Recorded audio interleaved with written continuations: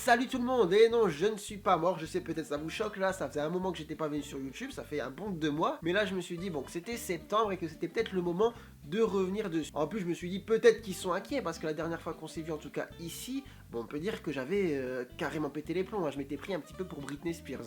Chargé. Oh Bon après écoutez les gens, faut pas m'en vouloir hein, parce que c'était le dernier jour de travail avant que je parte en vacances et ça faisait 5 mois que je n'avais pas eu de vacances. En plus j'avais fait mon semestre de pédiatrie et je peux vous dire que pédiatrie en plein hiver, ça a charbonné. Du coup la pression elle est montée et puis les cheveux ils sont tombés. Forcément coup de panique, j'ai cru que je devenais chauve et ben voilà, coup de tondeuse quoi. Et à vrai dire je suis plutôt rassuré, hein, ça a bien repoussé. Bon je suis pas aussi fourni qu'avant mais vous voyez hein, j'ai quand même une bonne implantation du coup. Ça va, c'est plutôt cool. Bon, après, je vous avoue, il n'y a pas que la problématique des cheveux, hein. Pendant l'internat, j'ai découvert un nouveau truc, c'est le syndrome métabolique de l'interne. C'est-à-dire que, pas forcément à l'hôpital, tu bouffes de la merde, donc dès que tu sors, tu bouffes comme un porc, quoi. Donc, je commence à attraper du bide. En plus, je pensais que j'allais survivre à ce truc en me disant, je vais continuer le sport à fond. Sauf que forcément, là, par exemple, je vous parle du stage de pédiatrie. Je peux te dire que quand tu rentres chez toi et que tu taffes non-stop toute la semaine, le sport, c'est un petit peu compliqué. Donc, tu taffes, tu manges, tu dors, et puis au final... Donc bon, ouais, j'ai perdu un petit peu de cheveux, j'ai pris un peu de bide. Heureusement qu'on finit quand même médecin, c'est déjà ça de prix. Ouais, parce que pour ceux qui me connaissent pas et qui vont découvrir cette vidéo, moi c'est Avicenne, je suis interne de médecine générale, donc je suis en... j'entre en 9ème année de médecine, là, il me reste un an, dans un an terminé, ciao ciao tout le monde. Putain, qu'est-ce que c'était long, hein. Je pense que la première chose que je fais quand je finis, je dors.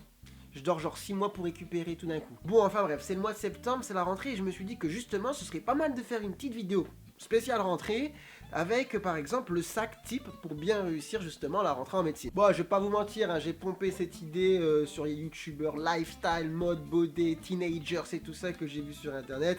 Je vous adapte le format pour les études de médecine, d'accord ?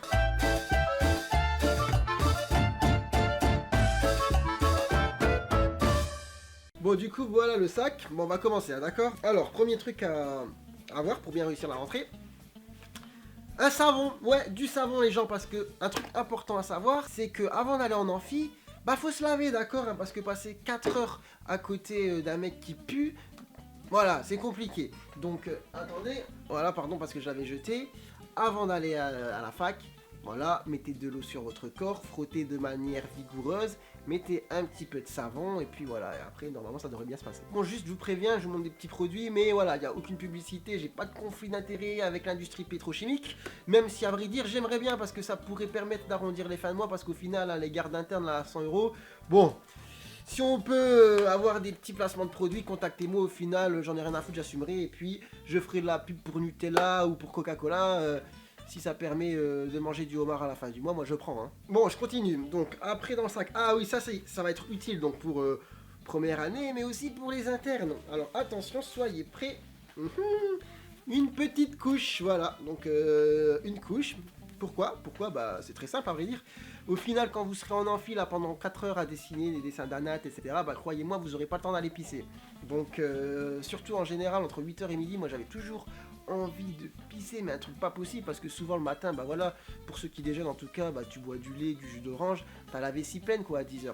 Sauf que c'est compliqué, donc une petite couche et c'est parfait. Et après, pareil, pour ceux qui sont internes et qui travailleront à l'hôpital, croyez-moi, sur vos gardes, pisser c'est un luxe, d'accord. Donc ayez votre couche, et puis qui plus est déjà parce que vous n'avez pas le temps, mais en plus de ça vous allez vous pisser dessus et vous chier dessus, parce que bon, avec le stress, l'angoisse et tout ça, la pression, on a vite et très rapidement des fuites. Donc très important d'avoir son petit kit, sa couche, prenez-en une ou deux, enfin c'est bien de pouvoir changer quand même, d'accord. Bon, ensuite je continue. Ah ouais, on parlait de petit déjeuner, voilà, ça. Donc du café, hein. Encore une fois, c'est pas de la pub pour le café grand-mère, j'aurais pu dire une autre marque, mais en vrai dire en fait, je connais pas d'autres marques de café. C'est l'élément indispensable pour rester éveillé, que ce soit pour les longues journées de révision et les longues nuits aussi de révision, mais aussi pour vos gardes, d'accord. Mais sauf que comme je disais, ça va ensemble, hein. Plus vous buvez du café, plus vous pissez, moins vous avez le temps de pisser, et plus la couche est utile, d'accord. Donc ça et ça va ensemble. Bon, on avance, alors c'est quoi ce truc? Ah ouais. Éthylotest électronique. Et ouais, parce qu'en médecine, il y a aussi pas mal de soirées, donc on va en profiter pour faire un petit message de prévention. Ne prenez pas la route si vous êtes trop alcoolisé. Et du coup, c'est pour ça que ça peut être bien d'avoir un éthylotest. D'ailleurs, je ne sais même pas si c'est pas obligatoire dans le code de la route. Enfin bref. Et puis, qui plus est aussi pour les gardes, j'avais vu une étude qui disait qu'apparemment ce serait comme si on était alcoolisé quand on sortait d'une garde de 24 heures sans avoir dormi. Donc pourquoi pas souffler dans le ballon aussi en sortant de garde. Donc je ne sais pas si c'est indispensable ou pas. En tout cas, un petit accessoire aussi à avoir pour sa rentrée. Bon, on continue. Il y a quoi là-dedans au fond? Attendez. Attendez. Ah ouais, ça, indispensable. De la solution hydroalcoolique, plus communément appelée sous le nom de chat. Alors ça, les gens, c'est indispensable. Parce que je suppose que pour la plupart d'entre vous, vous allez prendre les transports en commun. Du coup, si vous êtes comme moi, impossible de toucher les barres du métro. Non, on est d'accord, c'est dégueulasse. Je peux vous dire, moi je suis en médecine, ça fait 8-9 ans que je suis en médecine, j'ai vu du monde, j'en ai touché des gens, enfin dans le sens médical du terme, d'accord, des gens qui n'étaient pas très propres, des gens qui étaient malades, mais j'ai déjà fait des touchés, voilà, dans des parties plutôt, voilà, pas très propres, mais ça m'a jamais autant dégoûté que les barres du métro. Sur les barres du métro, il y a des pathologies, elles datent du XIIIe siècle. Donc en tout cas, quand vous sortez du métro, vous mettez ça sur vos mains, ou sinon, si vous en avez pas, à l'hôpital, vous prenez ça, attendez, j'en ai ramené des gants quoi. Franchement, aucune gêne à aller dans le métro, à mettre des gants et à tenir les barres du métro, hein, elles sont dégueulasses. Ok. Bon, je regarde dans mon sac si j'ai tout vidé. Ouais, écoutez, j'ai plus rien d'intéressant. Évidemment, j'ai pas ramené tout ce qui était fourniture scolaire, on s'en fout un petit peu, c'est évident qu'il faut en avoir. Surtout la base en médecine, les stabilos. À vrai dire, je sais pas s'ils ont vraiment une utilité au final, mais on va pas se mentir, ça reste un petit plaisir quand même de surligner comme ça. C'est court tout neuf, c'est assez satisfaisant. Surtout quand tu deviens externe, tu surlignes sur des bouquins, ils ont des pages en plexiglas, là, je sais pas quoi. C'est super agréable quoi de glisser dessus comme ça. Soit disant on a tous des codes couleurs. À vrai dire moi-même je disais ça, je sais pas s'il y a vraiment des codes couleurs qui existent avec les stabilos. Au final on se retrouve à colorier nos pages. Bon ça permet juste je pense d'apprendre de manière un petit peu plus amusante. Enfin amusante façon de parler. Voilà du coup bon j'en ai terminé avec le sac de la rentrée en médecine. J'espère que cette vidéo vous aura plu. Si c'est le cas n'hésitez pas à vous abonner à la chaîne et d'activer la petite cloche là pour avoir les notifications. D'accord, surtout que je sors pas les vidéos très souvent, du coup ça permet d'être au courant. Et puis surtout n'hésitez pas aussi à me suivre sur les réseaux, d'accord, surtout par exemple Twitter, Instagram, je suis vachement actif.